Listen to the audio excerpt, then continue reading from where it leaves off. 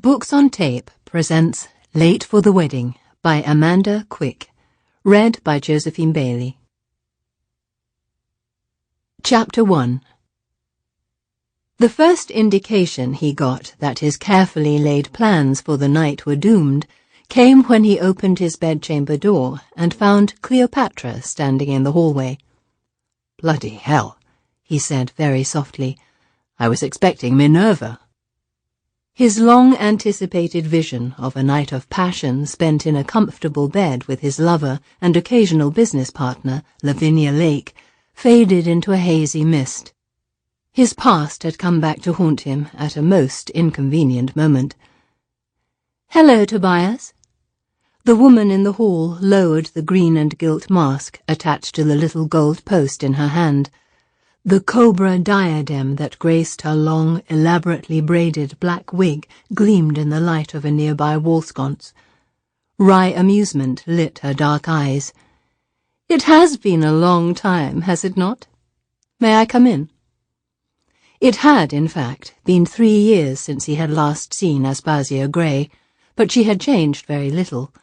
She was still a stunningly beautiful woman, with a classical profile that was well suited to her guise as the Queen of Egypt. He knew that her real hair was a deep, rich brown. Her tall, elegantly proportioned figure was displayed to advantage in a pale green gown trimmed with gold embroidery. The last thing he wanted to do tonight was renew old acquaintances, Tobias March thought. But the sight of Aspasia Gray had definitely shattered the mood. Memories from that very dark time, 3 years ago, crashed over him with the force of storm-driven waves. He collected his wits with an effort and quickly surveyed the darkened hallway behind Aspasia. There was no sign of Lavinia. Maybe, if he acted swiftly, he would be able to rid himself of his unwelcome visitor before his evening was entirely ruined. "I suppose you'd better come in." Reluctantly, he stepped back. "You have not changed, sir," she murmured. "Still as gracious as ever, I see." She entered the firelit room with a soft rustle of silken skirts and a whisper of exotic perfume. He closed the door and turned to face her. He had not noticed any Cleopatras at the costume ball earlier in the evening, but that was not surprising. Beaumont Castle was a huge, sprawling monstrosity of a house, and tonight it was crammed with people. He had been interested in only one particular guest. The invitation to the house party had come through the auspices of Lord Vale. Tobias's first, automatic inclination had been to decline the offer. He had little interest in such affairs. House parties, in particular, struck him as tedious at best, albeit his experience of them was limited. But then Vale had reminded him of the one singular attraction of a properly organized country house party. "Yes, there are the lengthy, boring breakfasts, and the frivolous conversations, and the silly games, but bear in mind this vastly important, highly relevant point. You and Mrs. Lake will each be provided with a private bedchamber.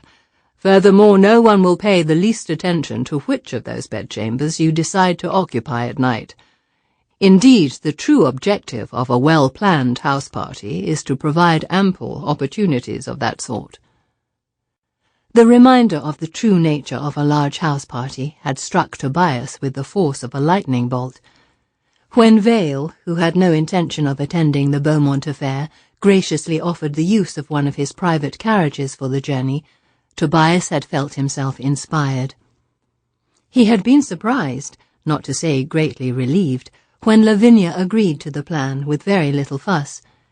He suspected that her enthusiasm was generated in large part because she viewed the house party as an excellent opportunity to fish for new business, but he refused to allow that fact to depress his spirits. For the first time in their acquaintance, they would enjoy the luxury of being able to spend the better portion of not 1, but 2 entire nights in the cosy warmth and privacy of a real bed. The prospect had been dazzling. For once there would be no need to sneak about in remote sections of the park or make do with the desk in Lavinia's little study.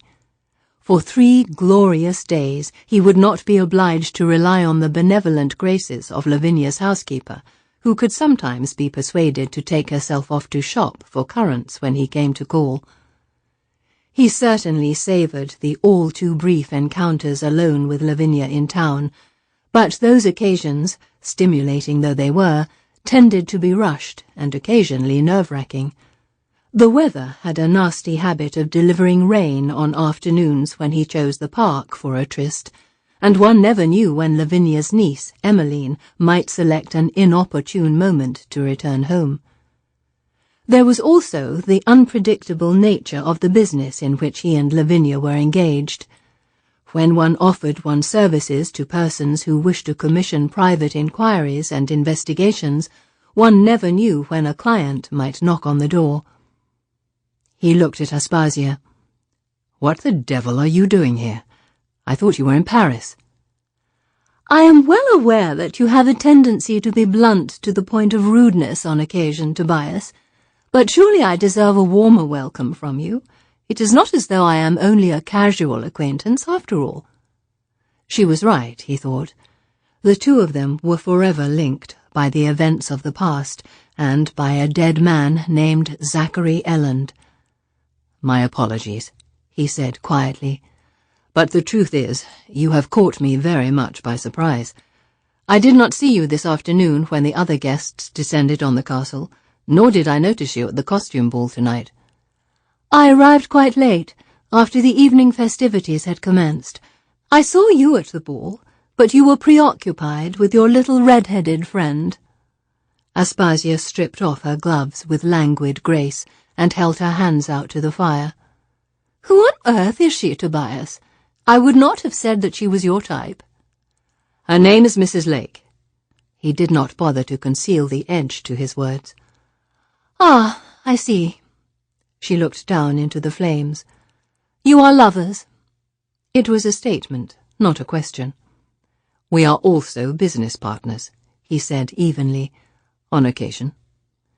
Aspasia glanced at him, fine brows lifted in a faintly quizzical expression. "I do not understand. Do you refer to some financial dealings in which the two of you are engaged?" "In a manner of speaking. Mrs. Lake and I both make our livings in the same fashion. She takes commissions for private inquiries, just as I do. We investigate certain cases together." She smiled fleetingly. "I suppose the private inquiry business is a step up from being a spy, but surely it is not nearly as respectable as your previous career as a man of business."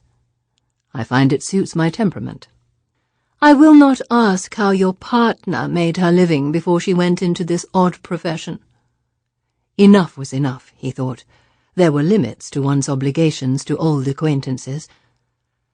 "Aspasia, tell me why you are here. I have plans for the remainder of the night." "Plans that no doubt include Mrs. Lake." Aspasia sounded genuinely apologetic. "I truly am sorry, Tobias. Please believe me when I tell you that I would not have come to your bedchamber at this hour had it not been extremely urgent." "Can this matter wait until morning?" "I'm afraid not." She turned away from the fire and walked slowly toward him.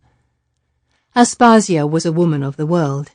He knew that she was well schooled in the fine social art of concealing her private sentiments and feelings. But now he glimpsed a disturbing shift in the shadows beneath her cool veneer.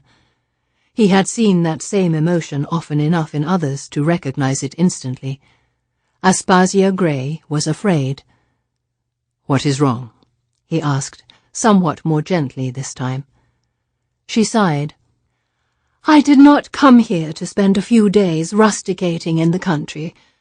As of last night, I had no intention whatsoever of accepting the invitation to Beaumont's house party. Indeed, I sent my regrets some weeks ago. But things changed.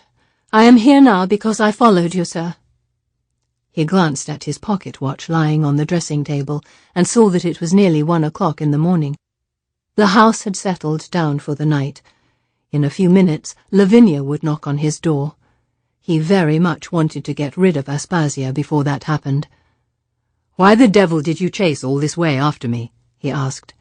"It's a 6-hour drive from town." I had no choice. This morning I went straight to your address. Sample complete. Ready to continue?